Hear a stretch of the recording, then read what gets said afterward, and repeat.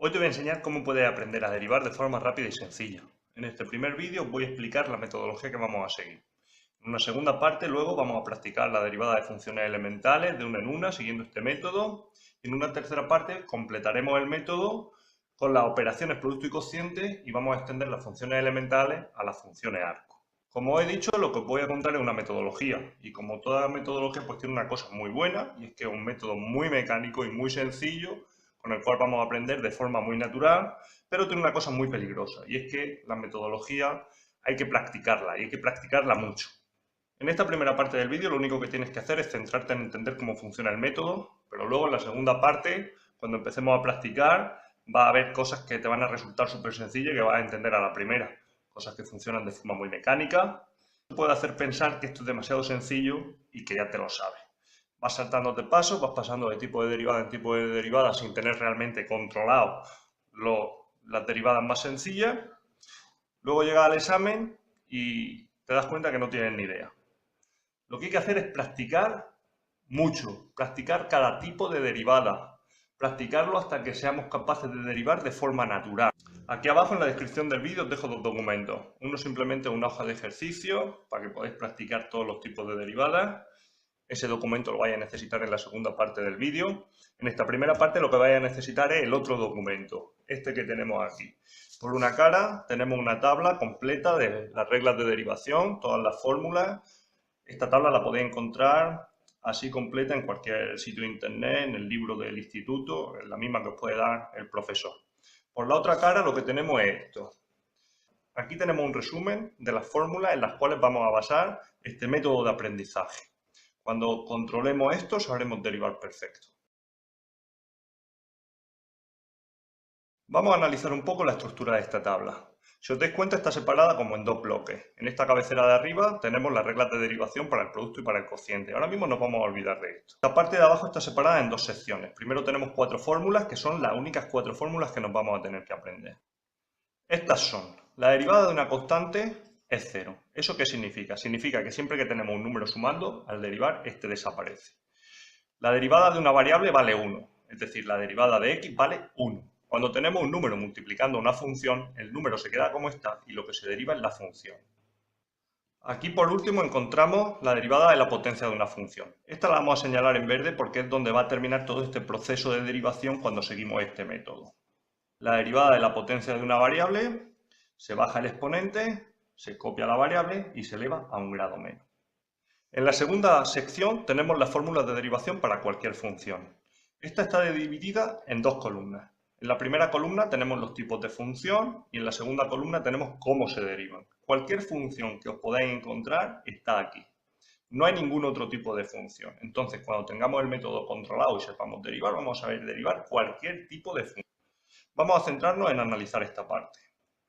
Si os dais cuenta, todos los tipos de función tienen como dos partes. Una que se hereda de la estructura de la función principal y otra en la que sí necesitamos saber derivar.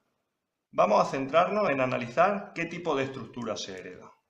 Empezamos con la función potencial. En la función potencial tenemos que bajamos el exponente, copiamos la base como está y elevamos a un grado menos y simplemente copiando esa estructura de esta manera tenemos media derivada.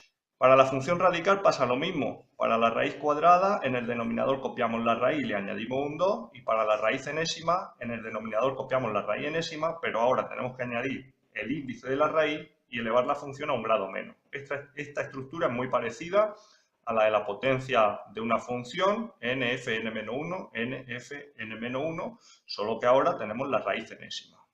Para la función exponencial, más de lo mismo.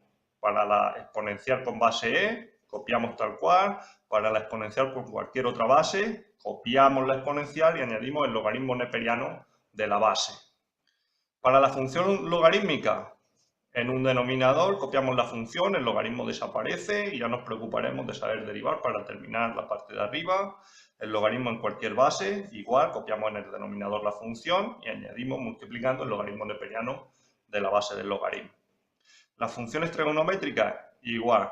El seno de una función pasa a ser el coseno, la función tal cual. El coseno pasa a ser un seno, esta vez negativo. Y la tangente pasa a ser la inversa del coseno al cuadrado. Esta fórmula la podéis encontrar en distintos formularios escritos de distinta manera, luego comentaremos por qué. Eso se debe a trigonometría. Por último tenemos las funciones arco y ahora mismo nos vamos a olvidar de ellas. Una vez que hemos detectado la parte que copiamos, la parte que se hereda de cada función, ya sabemos derivar. Vamos a ver con un ejemplo cómo podemos aplicar el método. Cuando nos dan una función, por complicada que parezca, lo primero que tenemos que hacer es detectar el tipo de función con el que estamos trabajando. Por ejemplo, en este tipo tenemos 2 elevado seno cuadrado de algo. Esta función es una función exponencial de base 2. La buscamos en la primera columna, tenemos una función exponencial de base A. Entonces, esta regla lo que nos dice es que tenemos que copiar tal cual seno cuadrado, logaritmo neperiano de x cuadrado menos 3, la función exponencial, y añadir multiplicando el logaritmo neperiano de la base. Ahora necesitamos la derivada del exponente para poder terminar la derivada de la exponencial. Entonces, el exponente es una función potencial, el cuadrado de un seno. En la función potencial nos dice, bajamos el exponente multiplicando, copiamos la base tal cual, elevada a un grado menos, y ahora tenemos que multiplicar por la derivada de lo de dentro de la potencia. Lo de dentro de la potencia es un seno.